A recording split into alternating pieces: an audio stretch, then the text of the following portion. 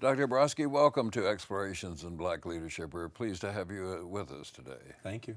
I want to begin with some questions about Brown v. Board of Education. I know you were 3 years old when the decision was handed down, but did you have any consciousness or as you grew older have some feelings about what it might mean?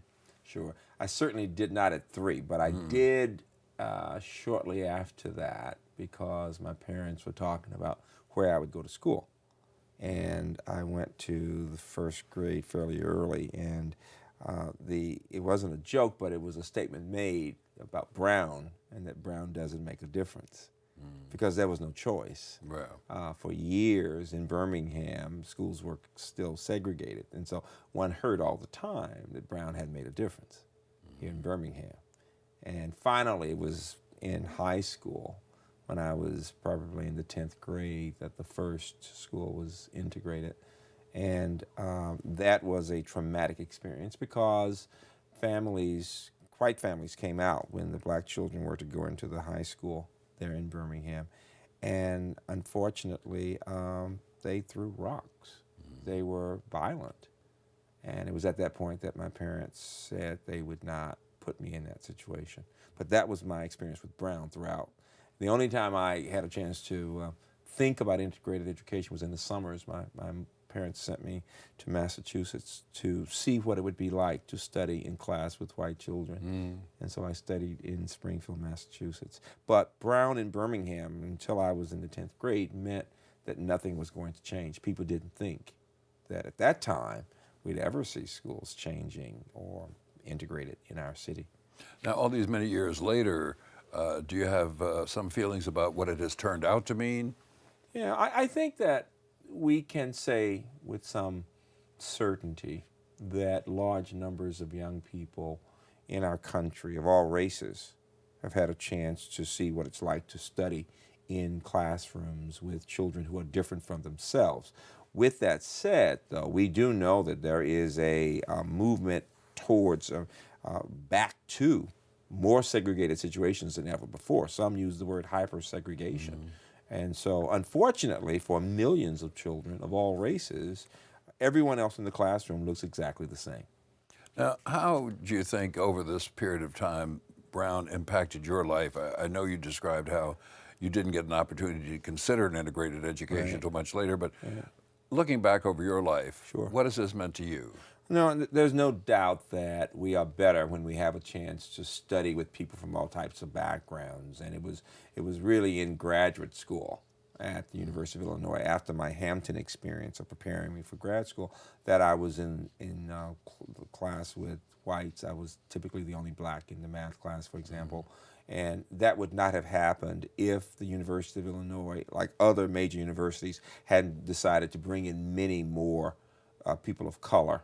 And that doesn't mean they became 20% black, but at least we had some blacks there at that institution and other places, and that was a good experience for me. Not that it was always comfortable or easy. It was a challenging experience, not so much intellectually. It was great intellectually, but it was socially very difficult because most people at that time were not accustomed to seeing people different from themselves in the classroom. You said in a Low lecture some years ago that you consider the Brown decision precursors of the nation's civil rights movement, and you yourself, at a very young age, were involved in this movement. How do you connect the two? Right. I think we began to think about the possibility of the races coming together in school as a result of Brown, and it did happen in some places. I just happened to be in one of those really strongholds on segregation. But even there, we talked about it, and we looked at what was happening in other cities.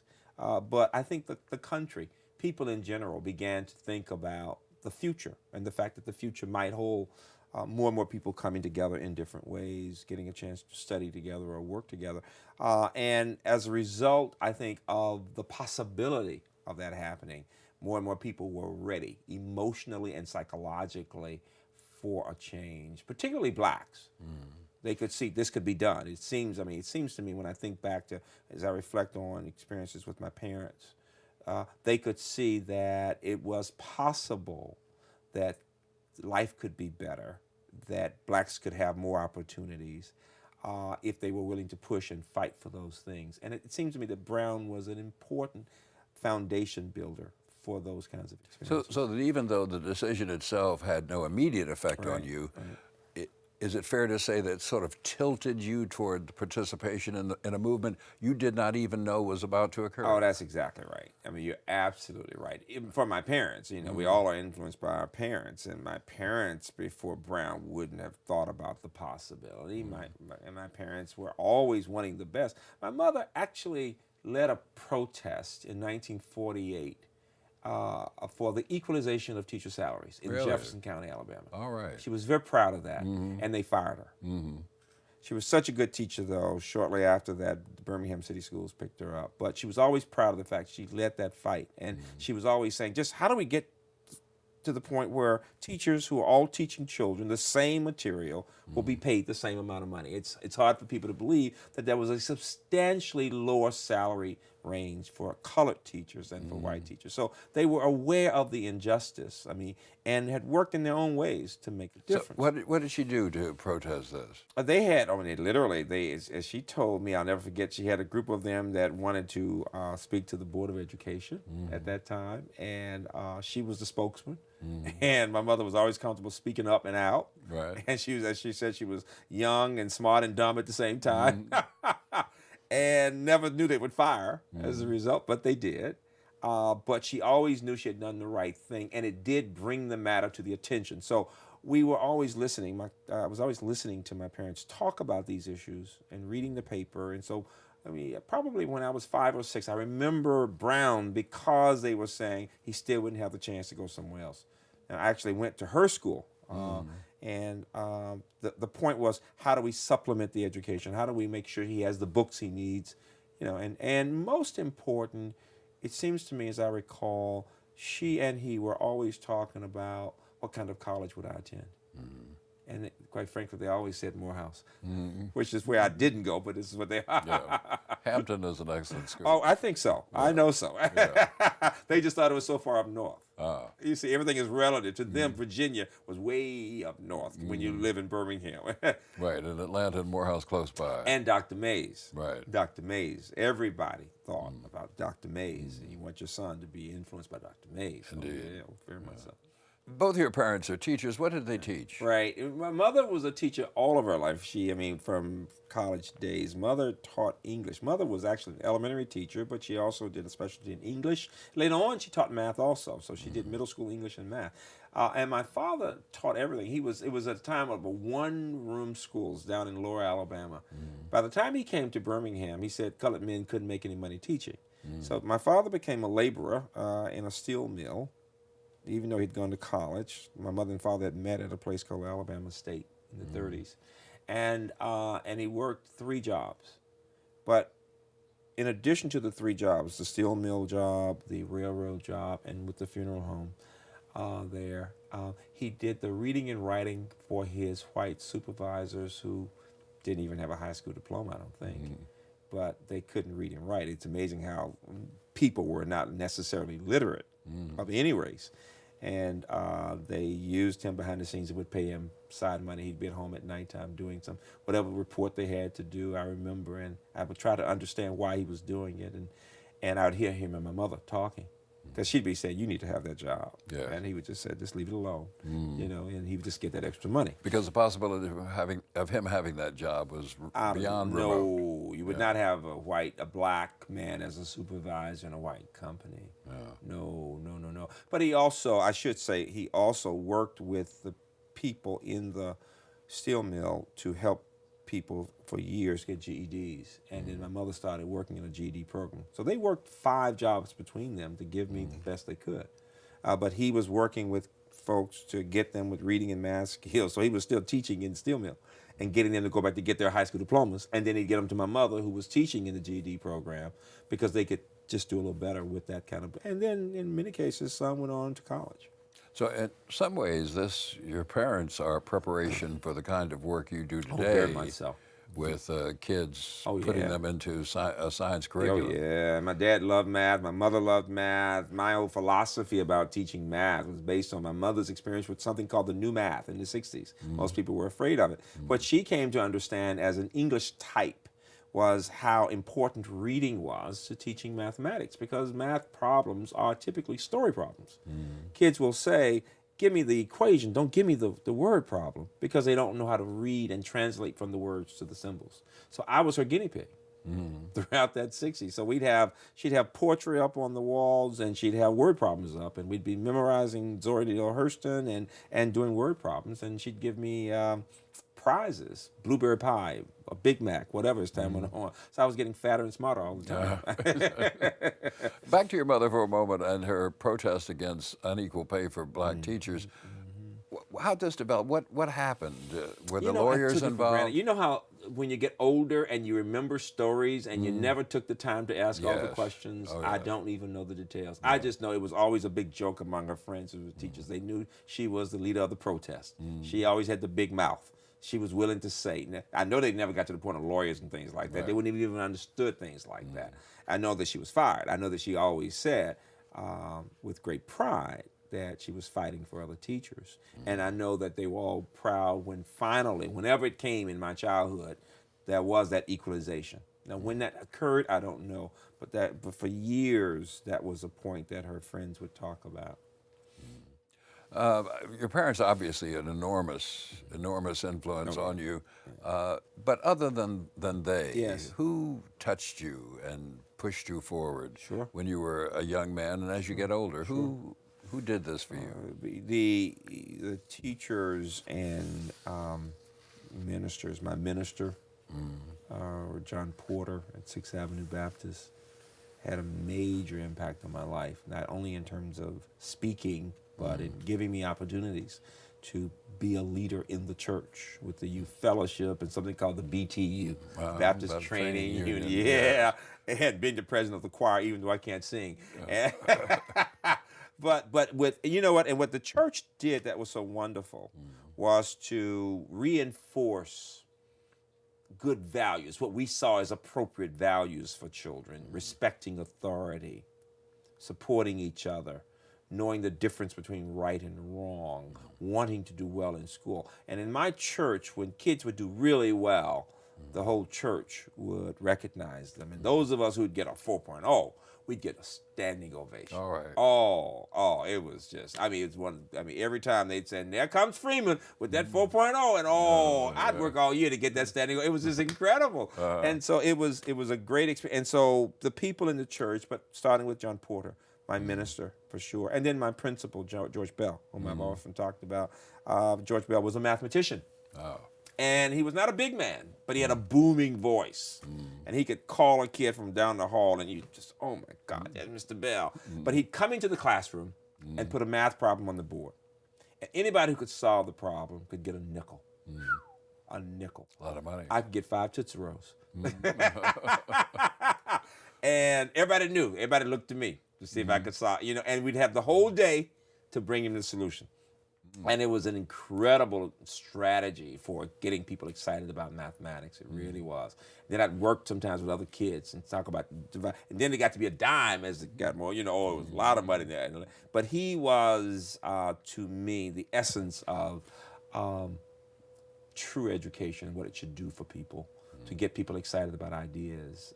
He was the one who had to handle the situation when we were suspended from school as a result of having gone to jail with Dr. King. Yeah. Make no mistake about it, Dr. King and all the people who were involved in that movement, like one Julian Bond and others, all those young, educated people who came to our city, who were articulate and eloquent and sincere and rebellious enough to say, life can be very different from this. Very different from this. That was another world opening up. Now, but I will say this, there were people who were impressed, but also frightened. Sure. Very frightened. I mean, middle-class people particularly, not because they weren't proud of all these young, smart people of color, colored people, but from other places, but they didn't know what it would mean in terms of the repercussions. because the thought was they're going to leave here. Yeah, and we'll still be here. Yeah, we'll still be here, and will we still have our houses? Will we still have our jobs? So that was all of that. I mean, everybody today can act as if, oh, Dr. King was wonderful and all of that. But there were a lot of people who were saying this man is getting above himself, because of the mindset, if you get my point. What about people who are not famous and well known, Yes. like the people you're talking about now, Yes. but people in your neighborhood? Yes. Not your family, not your teachers, but were there people like that? Oh, yeah. Mr. McCarthy, who's one of the principals around the corner, whose daughter, Cheryl McCarthy, works for one of the New York papers now. My piano teacher, who became a dean at Alabama A&M, was incredible because she was teaching me discipline and getting me to understand that just because I liked math, I shouldn't think I shouldn't be able to do music, And so she was pushing me to practice, for example. But also, I would say neighbors up and down the street were influential because they treated me as if I were their own, and would talk to me, would punish me, would praise me, would feed me. I was always going to somebody's house to eat. I'd love to eat. And so if I smelled a pie or something else, I said, what you got in there? Come on in, Freeman.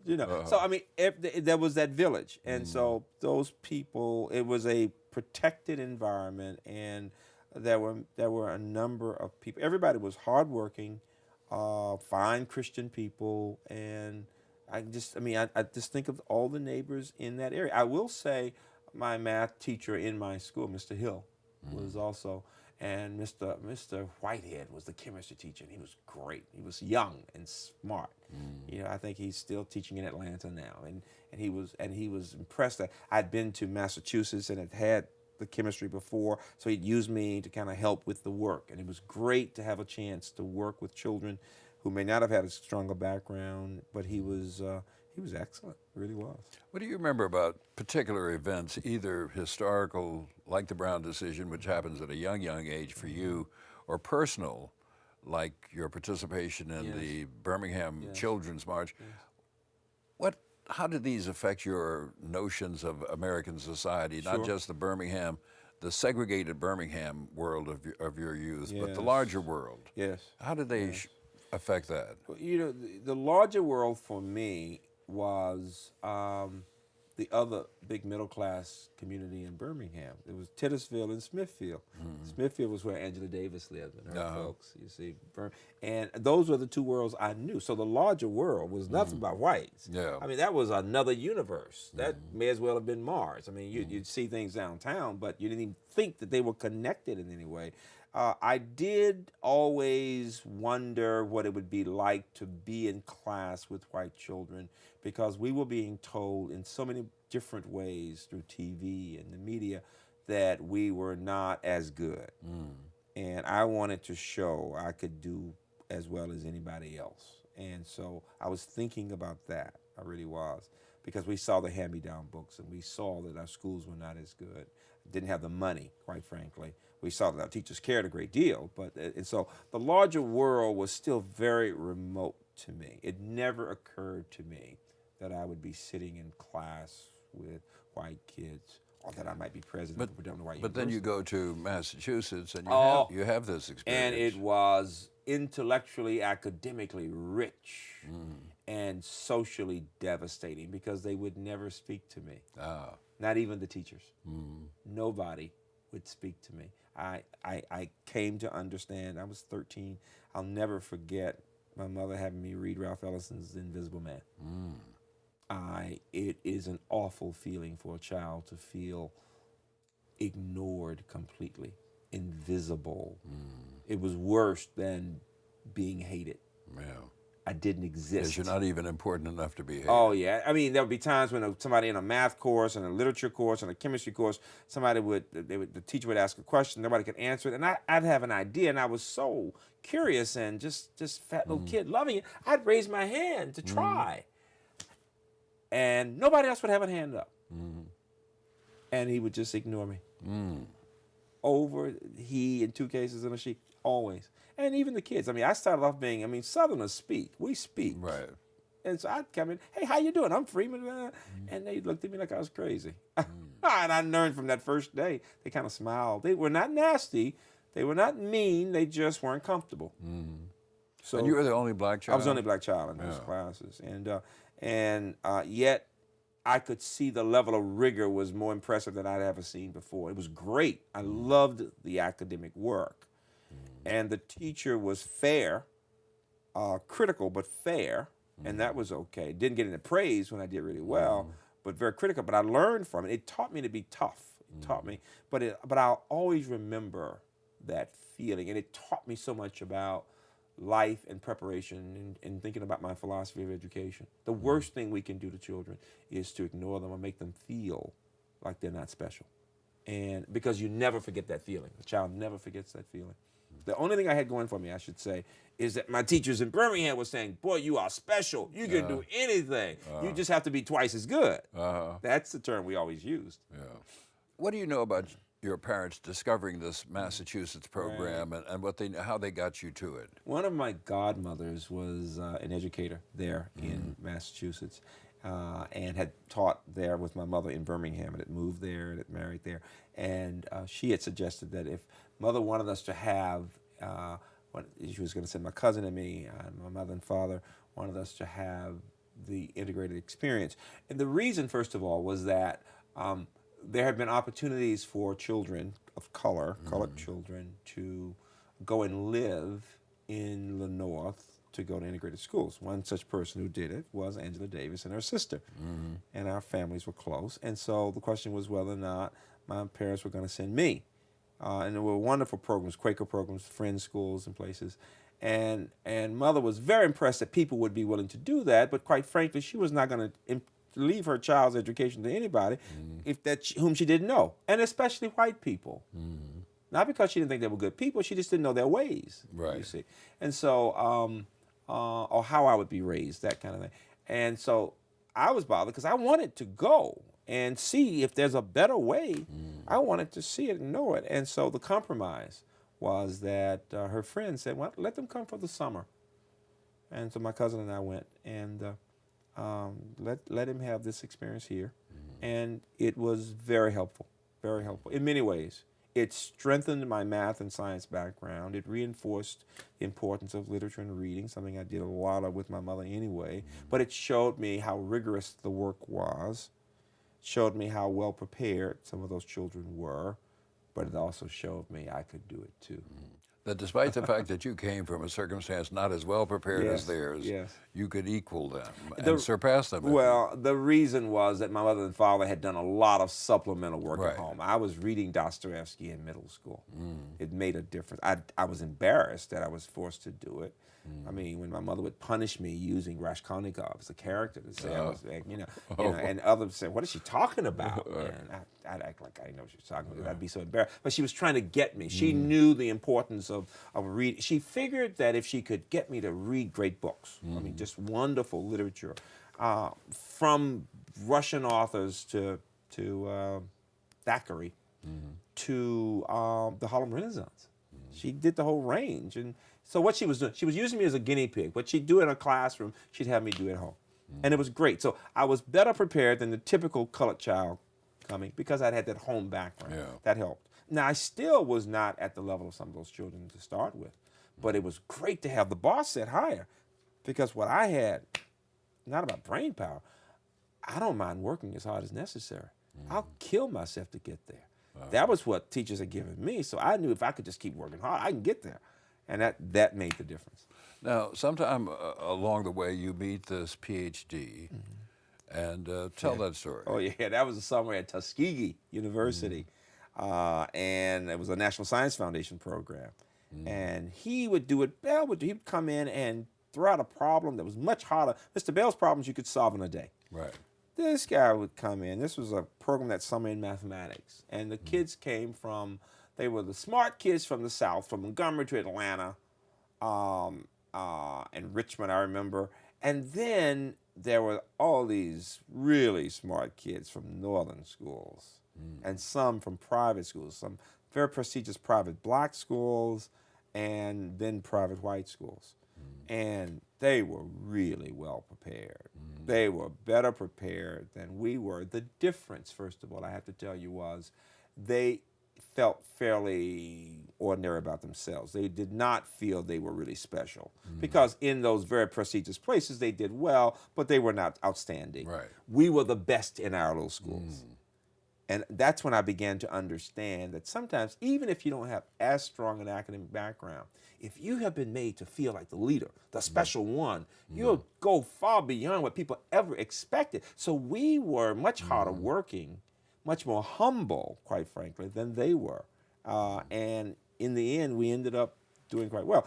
I tell you that because when the professor came in and started coming in, he was a dean at Tuskegee, to give us a problem, just to see what we could do. It became clear after a few days that he gave us problems that we necessarily could not solve in 24 hours, which was unheard of. You know, you think you'd do it like that. Right. And we'd be working on it together, and somebody was calling him doctor, and I said, well, he you know, what kind of doctor is he? I'm thinking physician, and he said, Right. well, he's a PhD. What's a PhD? It's as high as you can go. That means you know a lot. People look up to you, and I said, aha, that's because I knew I didn't want to be a physician because I don't like blood. So Yes, that would be a barrier. I'd already said, no, I don't like working with dead people, and I don't like blood, so I can't do a physician thing. No, I don't want that. But I loved teaching children to read and compute and to think. And I always was trying to figure out, how do you get students to stop being so bored by this work? And that's what he did. He came in and we were fascinated. This man could be so smart. He could talk for a moment, frame a question, and say, here's the question for you. And then walk out. And it was as if he was saying, I dare you to be smart enough to get it. Oh, I got goosebumps every time he, I just got to the point I admired this man so. And so much so that you began looking at yourself in the mirror every day. I said, that's what I'm going to do. I'm going to inspire people and show them just how challenging it can be to do this stuff. So every morning when I'd get up, I'd look in the mirror and I'd say, good morning, Dr. Hrabowski. I'd look at my fat little face. Good morning, Dr. Hrabowski. And so when I was in college and my girlfriend, who's now my wife, heard me do that, she said, what did you just say? And I had to admit to her that I said that. She said, you really are crazy. Right, man? But true story. How'd you feel when you got your PhD? You know what? It's amazing when you've worked on something for so long, you're numb. I honestly, I really was.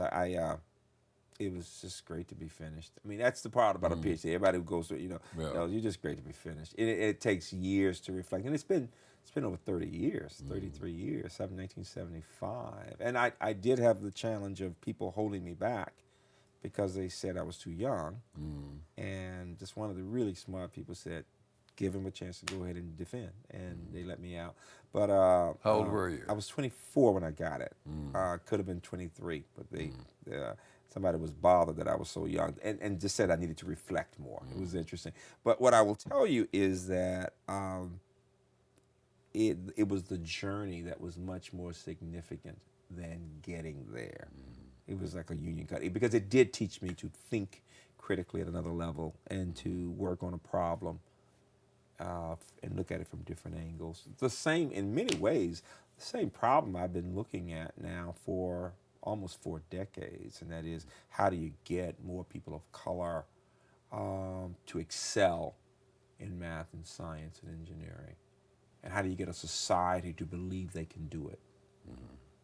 Is that how, focusing on this idea for 4 decades, is that how you chose the career path that you've chosen? Oh, very much so. That very the idea drove you to say, here's one way I can solve this problem? Oh, yeah. In undergrad school, very few of us were majoring in math. And the best prepared students in math and science at Hampton were from other countries, were blacks from other countries. Right. They were far superior in the rigor of the education they received, unless they had come from a prep school in New England or someplace, or really good place. And so it was clear to me that even then we needed more people. And then when I got to Illinois, and we had seen a few at Hampton, it was great. And everybody knew if you majored in math and science, you were smart and serious. That was great. But then I got to Illinois, and you just didn't see people. There were no professors of color in any of these disciplines, and nobody in the classroom. And faculty were surprised to see me in there, and in different ways. When nobody was mean-spirited, they just were surprised, weren't accustomed to it. Yeah. And made comments. Go back to your early years again. I'm interested in how you developed your leadership skills. Where do you think that began for you? Sure. It began in elementary school when I was ahead of my group, because they started me when I was 4 in school. And great story about the colored superintendent of schools, who was my godfather, Dr. Hayes. He was another one of my heroes. There was the colored superintendent. Right. And he's the one who hired my mother. He knew she was a rebel, but knew how smart she was, and he supported her and got into the Birmingham City Schools. And so he became my godfather because I was born a couple years after that. And what happened was that my mother, first of all, said I was born in the classroom. She hid the fact that she was pregnant for a long time, because once you became pregnant, you couldn't continue to teach. And my mother and father had been married 10 years, and amazingly, so she taught almost up until the last month or two. And so she always said, you were born in the classroom, you were born to teach. I was told that all my life. Yeah. And she always wanted me not to become a principal. She thought the highest job you could have would be to be a high school principal. And she said, too much stress. Stay in that classroom and work with those children, born to teach. So the key is that even as a first and second grader, I was given 2 or 3 kids to work with, because I'd already gone through the work. And I learned teaching and leading as very similar processes. The idea of connecting with people, and it sounds silly to say I could be 5 in teaching, but I literally was. It was about words and little problems. And I was so bored, they had to do something with me. And I loved helping somebody else get to be good. My job was always to take some of the slowest kids and make them really good, and get them to believe they could do it. And it was great. And so starting then, you did this at Hampton too? I did this from age 5 all of my life. Throughout high school, and then in college, I was always leading the tutoring group. And then at Illinois, I had a big tutorial center I started for black kids at undergrad level and statistics at the grad level. What about other non-academic occasions where you had a chance to say, I can do this, other people will pay attention and follow me? Yeah, that's the first really big one, and the changing experience, no doubt, was when Dr. King and others came to Birmingham, and when he asked the children to go to jail, and when I wanted to go from the beginning, because Mother and Dad had me at the Alabama Christian Movement meetings every night. I didn't want to be there. What kid wants to be there? Yeah. So I'd be in the back of the room, as I've told before, doing math and studying. And but you hear people talking, and you can't help but listen after a while. And you like the song, so you're doing your math, and I ain't gonna let nobody. You're singing along with it. You in it without even knowing it. It's like people in the rap stuff. If it's good, it's good. If it's bad, if you're using the bad language, it becomes a part of you. Well, all of that was a part of me. So when he said he wanted the children to go, well, we've been here every day. We've been listening to it. So why can't I go? Because they said I couldn't. Your parents said you couldn't? I'm sure after the first day, it's only now, in recent years, that I've thought back on it and really understood. And I thought to myself, now, would I have let my son go? You're trusting your child to be in that jailhouse with white people who don't like you anyway, and certainly don't like your children. You know? And so that was what they were thinking about, more so than the fact that employers had told Board of Education, it made it very clear that people would lose their jobs. This is, the rumors go out, you're going to lose your job if your child goes to jail. So they were talking that way, but more important than their jobs, I was their prized asset, me, the child. And their point was that, I couldn't go. And it was, I've told it before, but I really did call them hypocrites. Now, at that time, you really don't do that. Right. You do not disrespect your mama, especially your daddy, though. Because mama could be a little more lenient, and daddy in around, but you don't do your dad. And they were not pleased and told me to go to work, go to bed. And I did, and it was early the next morning, they came in after spending a sleepless night and told me I could go.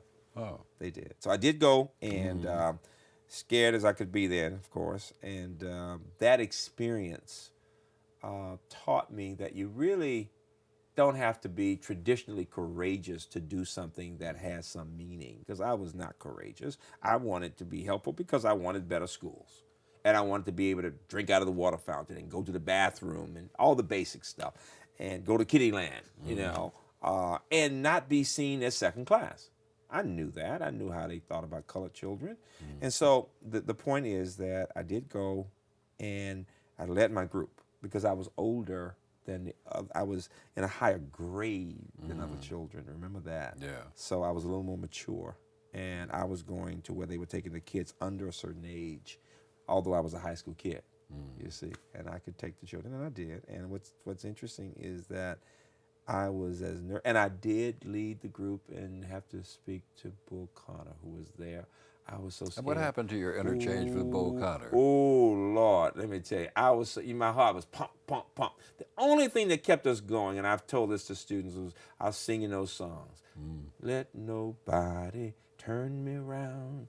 Turn me around. And it was just amazing, and that gave you courage to keep going. But you get up there, and there's this guy with this red face. Ooh, I remember. Ooh, and he said, "What do you want, little nigger?" Oh, and I'm just shaking. And I said, "Sir," as if, "Sir, you know, we want to kneel and pray for our freedom." And that's when he spat on me. Yeah. Yes, he did. He spat on me, picked me up, just pushed me towards the paddy wagon. And they threw us all into the paddy wagon. It was all within, very quickly. He was so angry. And he was also angry because there were people taking pictures. Yes.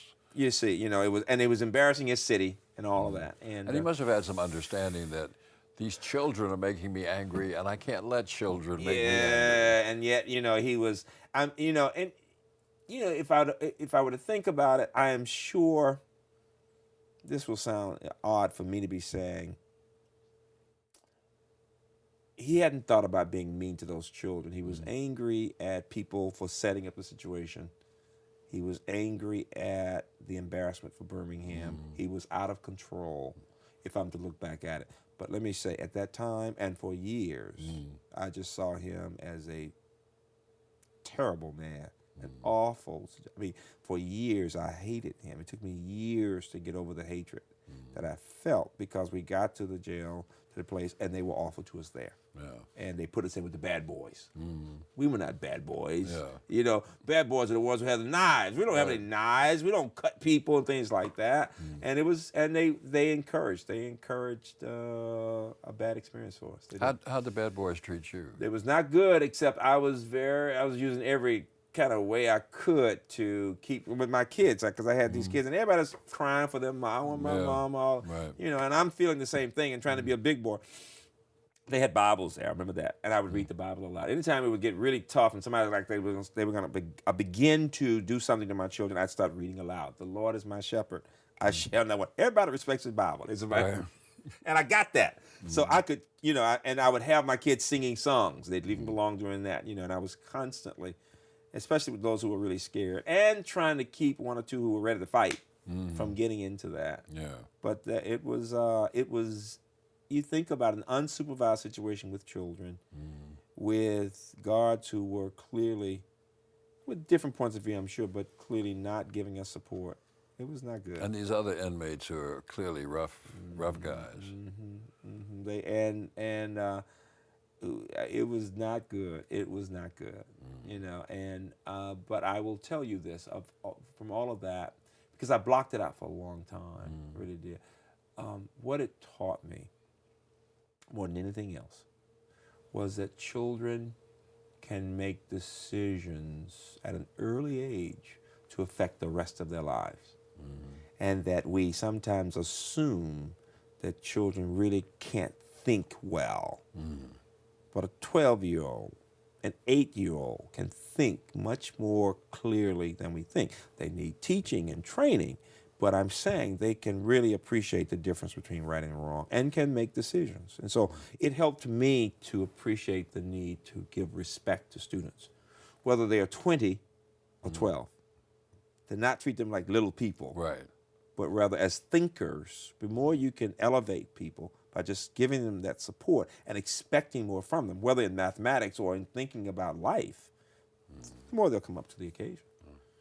Yeah, some people who came through this experience you did, or who were your contemporaries, even if they weren't engaged in the same way you were, dedicated their lives to this kind of political activism.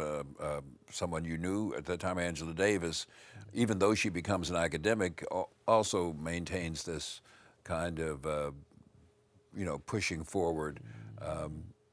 Why do you think you took this path and others took another?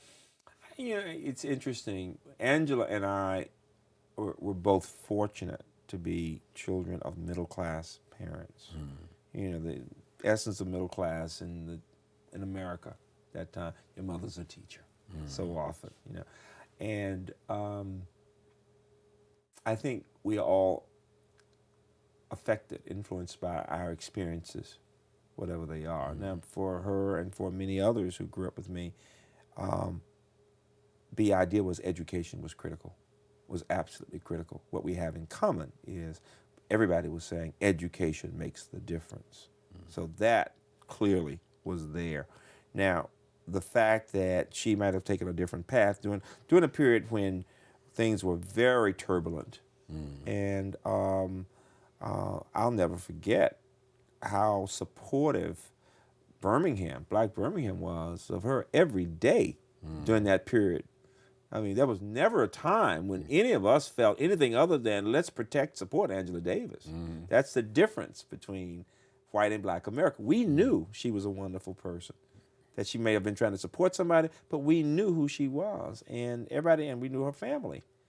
Put somebody's people, you see, And what am I saying? I'm saying that circumstances can be such that you are involved with people, you're helping people involved in whatever activity, prison or whatever, and you give support and you move in that direction. My direction was different just because of circumstances. I've always been high school, college, grad school, going to teach at a university, so I've always been primarily in universities and trying to get universities to reach out to communities to get involved in that way, but did not have the same kind of path as others who might have moved out of the institution, out of universities, to do more social activism and those kinds of things. Now, is Condoleezza Rice a contemporary? Yeah, she's and different. You knew her growing up at the same time? She was a little girl. I think it remarkable that you, Angela Davis, Condoleezza Rice, knew each other at some period in your lives. Yes, and Condi was about 4 years younger. Her father was my high school counselor. A wonderful, wonderful Reverend Rice, intellectual, who also liked sports, who was just an incredible thinker who could push you to think and use humor with it in very interesting ways. But he was there, and Mr. Bell, my principal, was the uncle of Alma Vivian Powell, who also grew up in Birmingham. And so all of that Birmingham connection is very interesting. But the point I make to people all the time is that people assume that if they're Black, they think this way, or if they're Black and middle class, they have these points of view, not realizing that we are thinkers. Educated people will have different points of view about many things and can even agree to disagree and still be very close. Right. People do that within the same family. Husbands and wives maybe belong to different parties, but people forget that broadly when thinking about middle-class Black people growing up in Birmingham, for example, that we can be very close, supportive, and yet have different points of view on different things. Yeah. What we had in common in all those situations, the power of education to transform lives. And that's a theme you're going to find in any of those families. Yes, and it's remarkable to me that your parents had been teachers. Condoleezza Rice's father was a counselor. Colin Powell's wife's uncle is involved in education. There's a PhD thesis hidden here someplace. Let's move on. Let me ask you, what do you see for yourself the difference between vision, philosophy, and style? How do these three interact for you? Sure. Vision for me has everything to do with how we see the world today and how we might envision the world if things were as we wanted them to be. It's both. Being able to see clearly what is the case, Yeah. and then being able to see what is possible, and somehow looking at the gap between the two. That's all a part of envisioning. And then one's vision is how do you go from where you are, because you see it clearly, to where you want to go. Right. One's philosophy is, from my perspective, the ethical core of the person. What is it that you value? What is it that is critical when you think about themes that help to shape who you are? If someone were to ask me the question, what is my philosophy of life? What is my philosophy of education? I could very easily say that my philosophy focuses on building relationships with people characterized by trust and authenticity, and my believing in the fundamental goodness of people, that we can bring from people that goodness, that we all have all kinds of sides and can be all kinds of things or people if we are not encouraged to be our best, whether in education or in life. And then style has everything to do with how we approach reaching the vision and interacting with others. What is our approach? Is it more consensus building? Is it more dictatorial? Is it with humor? Is it serious all the time? My own style is characterized, I believe, by intensity and informality at the same time. Both. How do you handle these seemingly conflicting? Right. But if you can get people to relax and believe that you're authentic and sincere, you can get the best from them, and you can understand how they can be helpful in shaping a vision. Because that's the point I should make. From my perspective, vision has a lot to do not with an individual's sight, but with the ability of someone to work with a group, whatever the group, to have that collective vision. And that's a part of the style aspect in terms of consensus building. Now, has your vision changed over time? I mean, meant you had one here and then it changed in some form or fashion? And if so, how? Sure. My vision for myself has changed. My vision for I think in each case it's broad but been refined in different ways. For myself, for the institution, as I think about the country. That there are changes, there are differences. For the university, for years we have seen our institution, UMBC, as a place that is a major resource for this region and for producing all kinds of leaders from the sciences to the arts. But we've been growing in national stature, and more than ever we're seen as a national model. Public universities as one of the few examples in the country of excellence in diversity meaning international and domestic diversity, and as an extraordinarily entrepreneurial place with dozens of companies that we've created here. So it becomes a model that we talk about, that I talk about around the country, that has national implications. For myself, for years, I was focused on the academic side and truly interested in seeing how to support building excellent programs at the institution where I was working, and making UMBC the very best academically in terms of research and teaching, and all of that's still very important. Then we added on the entrepreneurship part and research part and entrepreneurship, and so I became more of a business person, getting connected with corporations and understanding much more about partnerships between companies and the university. And most recently for me personally, my work with foundations and with the issues of poor and working class people in understanding the challenges that they face has become an important part of what I'm doing. So would it be fair to say there's not so much a change in vision, Right. but a modification and an expansion? That's right, a broadening of it. I would say a broadening of it, yes. And even refinement and understanding with greater specificity things I've always believed about what's possible and how I might go about doing things. And through all of that, I should say, I still am convinced we can help many more Americans become excited about mathematics. It was a challenge for me, I have to tell you. It's because you didn't have the best teachers. One of the things that you need to know is that the problem is that kids who are good at math and science, who become teachers, for the most part, are accustomed to being told they're smart, and they are. They're bright, and they were taught that either you're good at math and science or you're not. Now, you can be smart in English and history or something else, but either you are in math or you're not. Yeah. And that's just not true. It's not true. Some people may grasp concepts more quickly. That doesn't mean they're going to be the deeper thinker. But we tend to think if you can do it like this, it necessarily means you're smarter. That's just not true. My chemistry teacher in Morehouse was Henry Mcbay. He was famous, well known, all over the country.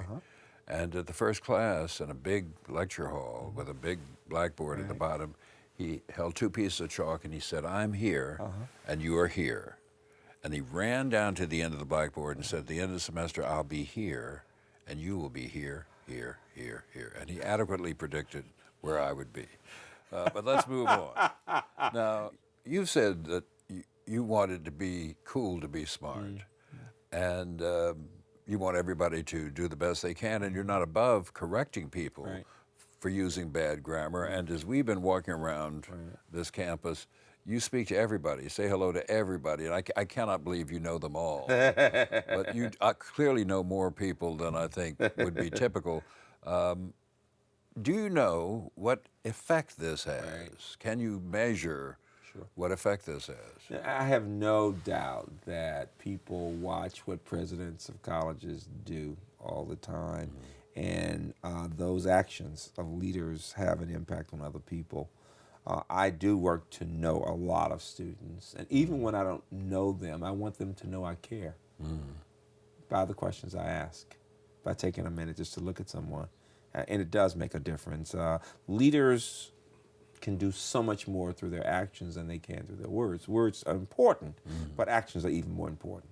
And I do know that large numbers of colleagues, faculty, and staff have said to me over the years, you're right, we should be connecting with our students more. We shouldn't just assume that it's okay to walk by people without connecting in different ways, and that a part of this community that's important, a really important part of it, is relationships. The importance of connecting with students and other colleagues to let them know that what they do is important and that they matter. I am always thinking about how much my teachers did for me in school, in elementary, middle, and high school, in saying I matter, and how little I got that one summer, and how that one summer sticks with me when they were telling me through their actions I didn't matter.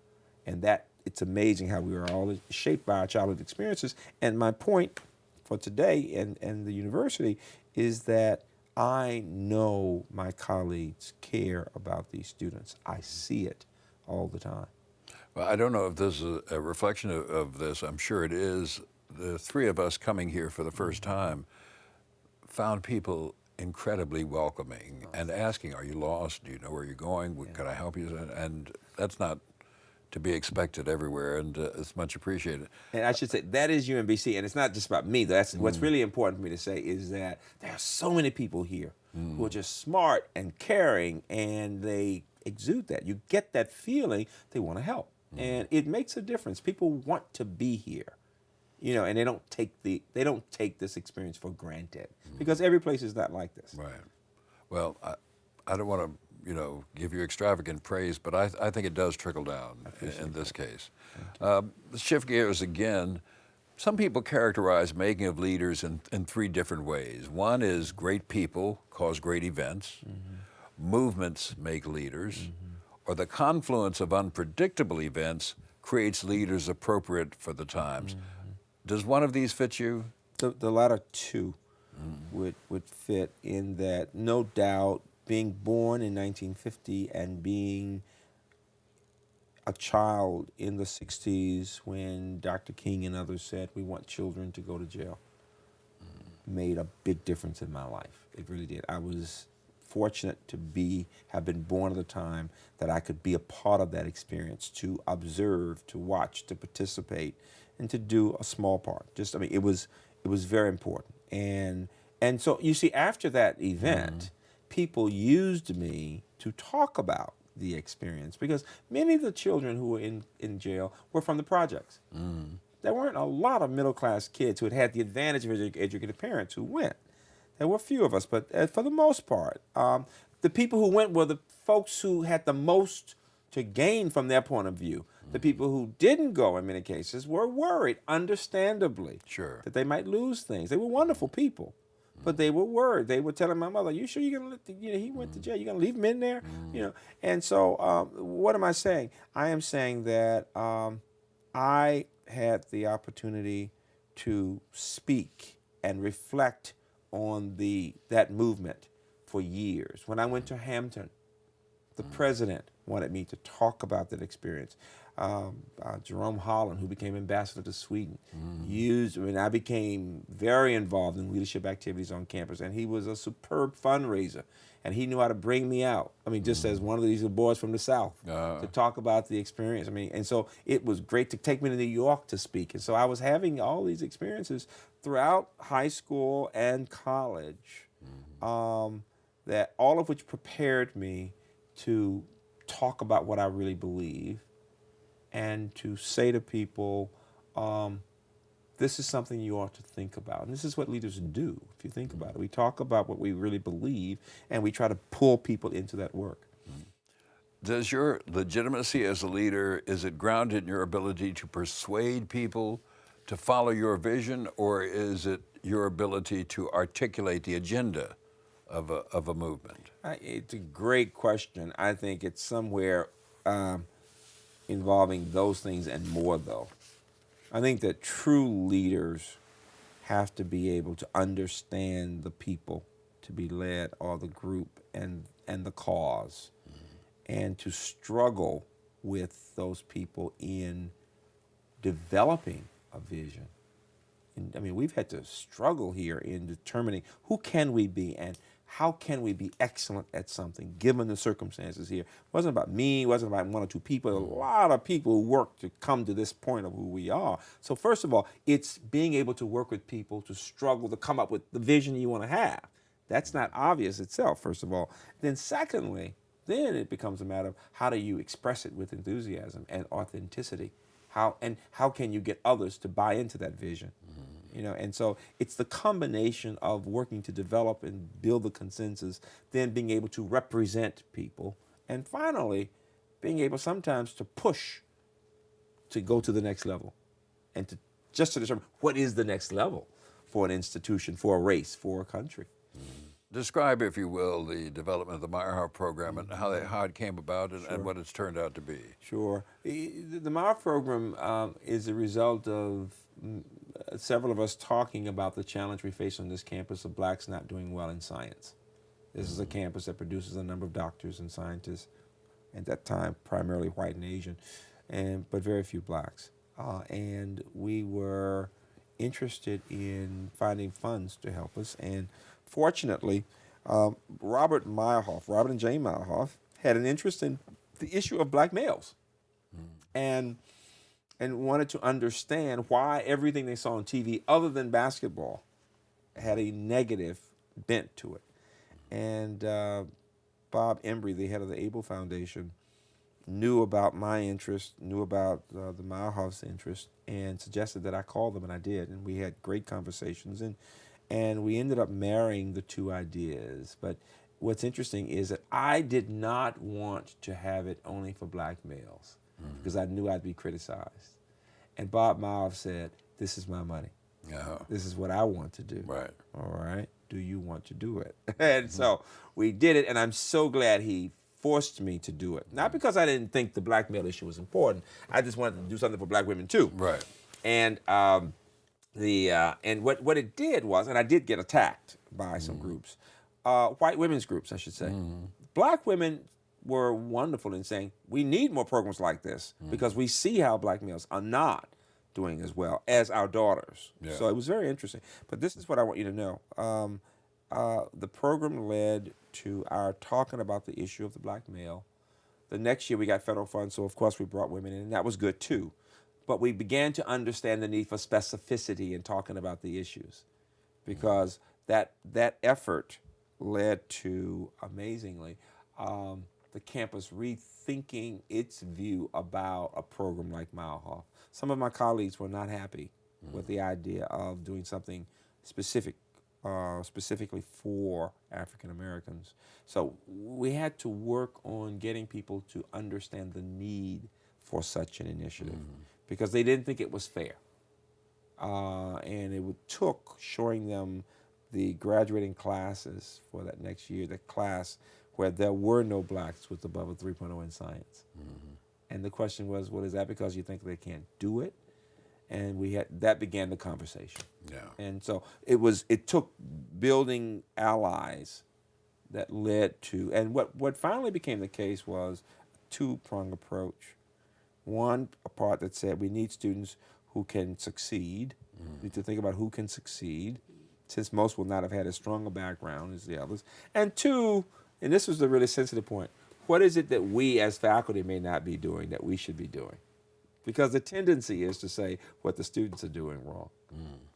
Talk about a protest that was Yes. involved in the early part of this. You should know that every spring, I found out in my first year here in '87, as I came up the elevator and got to the 10th floor of the president's office, and I was vice provost, the floor was covered with people, African Americans, a few white students being supportive, and I'm shocked. There are TV cameras, and there's this big protest. And I'm thinking the last time I'd seen a protest was when I was a Hampton student in Hampton as a part of the leadership. And I'm thinking, oh my God, I've become the man. I was the administration. And I asked the secretary, what is this? And she said, oh, don't worry, this happens every year at UMBC. It was, it was springtime, and there was a protest. And when we got to the bottom of it, students said the place had been racist about some things, and we tried to figure out what that meant. We talked about the issues. There was an incident that we went through. But when I examined the records of the students, what I found was that the average black male GPA was a 1.9. Average black female GPA was a 2.0. And the primary reason students were not succeeding was that many wanted to be doctors, and it done poorly in chemistry, you see. Now, I went to the white GPAs and the Asian GPAs and found that the whites had about a 2.5 and 2.6, Asians 2.8, 2.9. We did focus groups on the students and found that the Asian students studied more than the white students, who studied more than the black students. Now, then when we did the focus groups, what black students would say, what was racism? Well, I studied as much as anybody else, and I got a D, and everybody on both sides of me, white, got A's and B's, and the teacher's white. So there was the racism. Ipso facto. That's exactly right. It must be some prejudice here, right? Just not understanding. They'd come from different high schools where the level of rigor was very different from what they found in other schools. And as a result, students were not as well prepared. That was the issue. They were not as well prepared and didn't know how to study and weren't working with other people. At the same time, my colleagues began to see that they needed to do more to give support, including, quite frankly, more feedback to students, not waiting until midterm to having a test, having a chemistry tutorial. Now, all of this we began to look at the same time that I was saying, but there are special issues these black students are facing. Issues involving their feeling ordinary. Issues involving their thinking they're not smart. And that's when I began to talk about those issues with people. And that led to my meeting the head of the ABLE Foundation. At the same time, the ABLE Foundation head, Bob Embry, had been talking to Bob Malhoff, who had been interested in the issue of black males and the fact that there was such negativity on TV. He got us together. Bob Malhoff and his wife were absolutely fascinated by the idea that they wanted to make a difference for black males. And we were able to marry the two ideas. And in spite of my protest at first about doing it only for black males, I want to give them credit. We did it the first year for all black males, and then the next year for women. And that began the program. But there were all kinds of other issues in terms of leadership, in terms of particularly getting the campus to have positive feelings about what we were doing. Sometimes people think it's unfair to do something for a particular group. It's only when you can use everything from data analysis to focus groups to people talking about the issues to bringing some allies along to looking at the issues that you can make a big difference. In effect, you had to create a conversation that endorsed this idea Yes. before you could put the idea into motion. Before you, because we had begun, I'd begun to get letters from people as we began to reach out to schools to say, we've got this program for black males. Yeah. And there were people who liked it, other people who didn't like it, and there were differences of opinion. And what I had to explain to a number of my white women friends was that the issues they were concerned about with white men were different from the issues for black men. Black men were not in positions of power. Yeah. There was not, you didn't find large numbers of men, black men in science at all. Women had actually even then begun to have larger percentages in med school, unlike what we had seen in other groups. And black women were very helpful, quite frankly, in saying, no, we need some things for black males specifically because we're seeing that women are doing well and the men are not. So we like this. I had parents of daughters saying it too. But it was a very sensitive matter that I had to learn how to talk about in such a way that I wasn't offensive to anybody when they were bothered by these things. Now, since that time, we have developed a MILE program that has black men and women, but also whites who have an interest in these issues.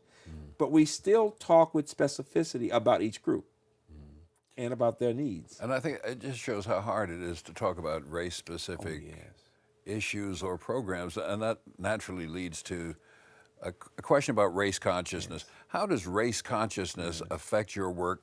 Do you see yourself as a leader who advances issues of race or issues of society, or are these the same? Is there such a thing as a race-transcending leader?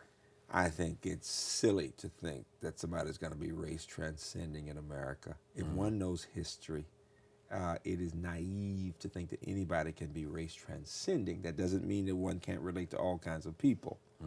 But the pink elephant in the room is race. We cannot, nobody can tell me that they can just not think about race ever. No, it just doesn't happen. Now, with that said, the theme for me is authenticity. I love my students of all races. And we can talk about all kinds of issues. This is a campus, more and more, that can talk about the sticky issues of the day. What does it mean to be an African American in this group? What does it mean to be a low-income white student in this group, or a woman in science in this group? I would say that we have to find ways of being able to be honest. I could play a game here and say, oh yeah, we want to not have to talk about it, but I know race will always, in my lifetime, be important to my students. They need to understand there will always be people who will judge them initially on the way they look in different ways. Whether they look polished and middle class, whether they are white or black or woman or male or whatever, and that those don't have to be limiting factors, but they are factors that must be taken into account. And it is, I just give you one example of this campus talking about these things. I was speaking in Howard County to a group of teachers and about issues of children of color. And we'd finished, and a young white woman got up and said, Dr. Hrabowski, you didn't mention the fact that we're all white in the room. She said, and this is a challenge that we're working on here, but I'm the youngest in the room, and my class is 70% of students of color, but all the teachers are white. All right, she says, how do we deal with that? And she says, how do we deal with the fact that people aren't comfortable talking about that? And by this time, every face in the room is red, very red. And I'm just loving it. And I said, where'd you go to college? Being very serious with her. Where'd you go to college? And she said, oh, you don't know Dr. Hrabowski? I'm one of yours. He said, we talk like this at UMBC. But it was clear others were not accustomed to being that honest about a fundamental point. And that's not that a white person can't be a great teacher for kids of color, but that person has to be able to talk about those issues, you see, because they are issues. I mean, as much as you might love that child, these are issues the child has to deal with. And you've got to be. So what is my point? I'm saying that when I think about my own leadership, people here would say, I would hope they would say, he cares about all the students of all types. He will ask students about their backgrounds. We have a lot of students here from mixed backgrounds. A lot of kids out in the military. One parent is from Europe, one parent may be black. I mean, all kinds of interesting mixtures. We talk about, well, how do you discuss that? Because how it's viewed in one country is different from here. A young woman can say to me, I am French. And I say, but here they would just say, you are a lovely black woman. And she can say, but I don't like that. I don't want to be there, Yeah. and we can discuss what that means. And so the fact is, we Americans have not learned how to talk with comfort about issues of race in mixed company. It seems to me that leaders of all races in our colleges and universities should feel some responsibility for setting a tone that will encourage people to say what they really think. I'm not interested in people simply telling me what's politically correct. When a student wants to say, well, didn't you get that job because you were black? I want the student to ask me that question. I won't be insulted by that, because if that's what you really think, how can you ever have a different point of view if you've already made your mind up and you just remain quiet? Tell me what you think and let's talk about it. We need that kind of discourse far more than we see right now in our country. You can't know this, but you're predicting questions I want to ask. And the next is, do you have a different leadership style when you deal with groups that are all black, that are mixed, or all white? It's very as in the example you just used. It's very. When I deal with, I'm going to change the question slightly, and then I'll answer yours. When I'm dealing with a student, I'm just giving myself. I'm just authentic. I'm just me. Yeah. That's my greatest strength, just to be able to be sincere with people. And I care about people, and I certainly care about my students. And I can connect with them because our emotions are so much the same, whether a student is concerned about his or her girlfriend, or about a boyfriend, or about a parent, or about not doing well in school. We have the same issues, or health, or not being comfortable speaking in front of people. These are just issues, right? When it's a group, it will depend. I still give authenticity. The style may change. If I'm speaking in a black church, it's going to be very different from when I'm speaking at the National Academy of Sciences. Good speakers, effective speakers, want to connect appropriately to their audiences. And audiences expect different things. If I'm speaking in a church or an all-black situation, in most cases, they're going to want me to speak with some emotion, much more so. All right. When I'm speaking to a group of scientists, regardless of color, they're going to be less respectful of the emotion. They want to know the facts, the analysis. Right. So it just depends on the group, is what I'm saying. The message may be the same. The approach may change between a group of 21-year-olds, when I'm speaking 21-year-olds versus 50-year-olds. So you change your approach to some extent depending on the group. In every case, people will feel my passion. Even when I'm being analytical, it's still going to come through. I can't stop it. In a book called Challenging the Civil Rights Establishment, the authors quote William Allen, and he writes of a danger in continually, and these are quotes, thinking in terms of race or gender until we learn once again to use the language of American freedom in an appropriate way that embraces all of us, we're going to continue to harm this country. Is there a danger of divisiveness when we focus on the concept of black leadership? I don't think so. We always have divisions. Let's start there. You have people who are divided already, clearly.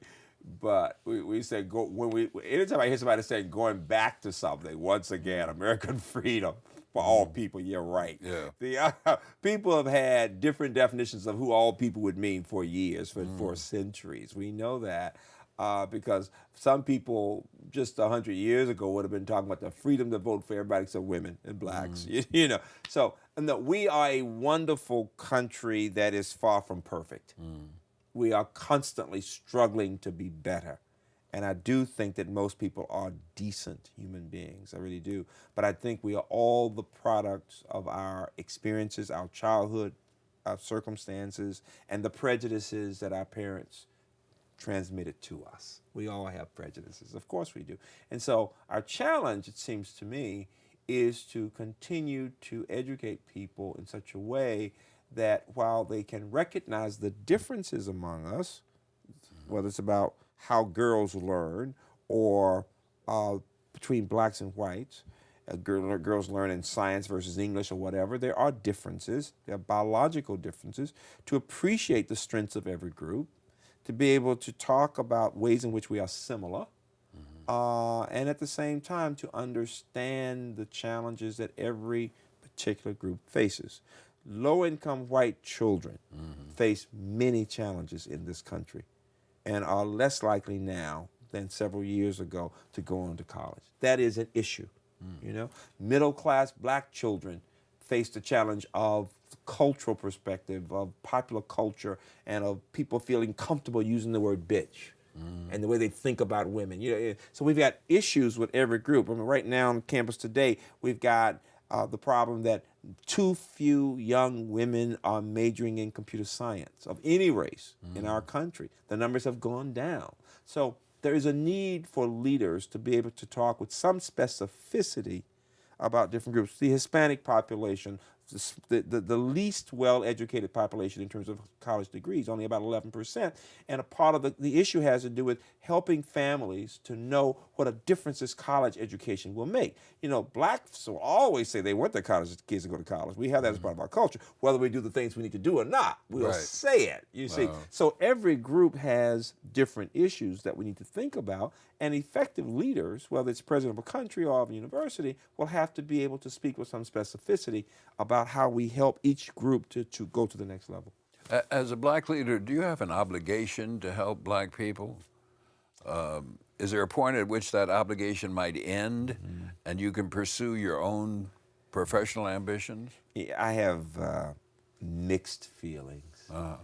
I am what the old timers would call a race person. Make no mistake about it. And I can say this to whites very comfortably, very comfortably. It doesn't take away from my ability to be supportive of my students or my white colleagues at all. But just as we were with a woman president today, and she's going to always help women, there's no doubt I need to be. I know I'm always a role model for students in general and for African Americans, young African American males and females. They're saying, oh, if he can do it, I can do it. And so I have been taught by my parents that of those to whom much is given, much is required. I am supposed to be supportive of people in general, and I'm especially supposed to reach out to little poor black children and do whatever I can to give them support. Now, with that said, I have colleagues who are scholars, who are African Americans, and we'll talk about these issues. Some feel as I do, but depending on where they were born, when they were born, and what their disciplines are, others don't necessarily feel that way. And while I may argue and say, I want you to think about this, I finally believe that they have the right to decide how to live their lives. So when somebody finally says, Freeman, that's not my issue, I will say, I grieve about that, but I give you that right. That's your right. I don't give you that right. I accept the fact you have the right to live your life. You want you. Now, I am such a pushy educator. I'll still keep working to get some of those young people, because these are often young people who grew up in a young, meaning under 50, who've grown up in a different period, who now are wealthy, who think, well, I made it myself, and they don't even understand that the reason they were able to do so well was because their parents were educated, because of what happened during the civil rights movement and Brown and those kinds of things, that they got those advantages. They don't see that. They just think, I worked hard. And so, so you've got those issues, even in our race. And I'm saying, but you can't force anybody to do anything. It has to be because the person believes it, senses it, and has that sense of obligation. So that's what I mean when I say a mixed answer. I know for me and mine, we should be concerned about these things forever. And I'll work to get others to think about it, but I wouldn't want to force anybody, because that's not authentic. That wouldn't be authenticity. What do you see as your greatest contribution as an African-American leader? On two levels. This campus is doing so well. Everybody's looking at the fact that all these students are learning how to work with each other and excel, and whether they're in the humanities or in science, and when they go out, they can speak with pride about coming from this middle-class place where we produce leaders who can excel against people from anywhere. And that's a great thing for this region and for the country, because we don't have enough places that have thought carefully about excellence among all groups and getting people to connect and mix it up and be able to be leaders of that type. So that's a broad part of what I hope will be my contribution with my colleagues for the university. For me personally, my own research and the work we've done on producing black scientists, we've now become the leading predominantly white university in the country. And when the new study comes out, going through 2008, we produce more blacks who get PhDs in science and MD PhDs than any university, black or white, in the country. So we now have students who are up at Harvard and Stanford and Duke, and people who are doing cutting edge research who will be the leading black scientists in the country. Now add to that whites in that program who not only will be leaders, but who can talk about race. Can talk about race with comfort, who will be professors. How many professors have had a chance to think about how do you talk about race and poverty and gender in science? And that's been the work that we've been doing in my own research, and it is far more inspiring to me now than ever before. What kind of leaders does contemporary society demand? How will our future problems demand different leadership styles? Yes.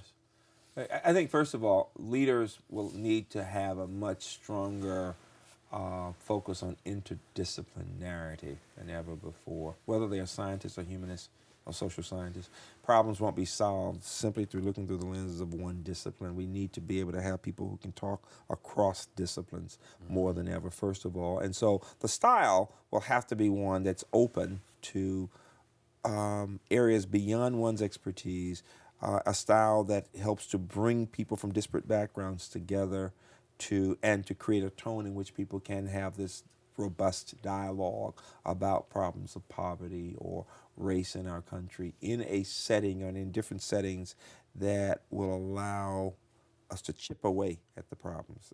Because the big problems can't be solved like that. The issue of the human genome has been something we've been working on for so many years, and yet we're making progress in that, in bioinformatics, but the question of how to educate poor children. The reason we talk so much about No Child Left Behind is because millions of children of all races are indeed being left behind.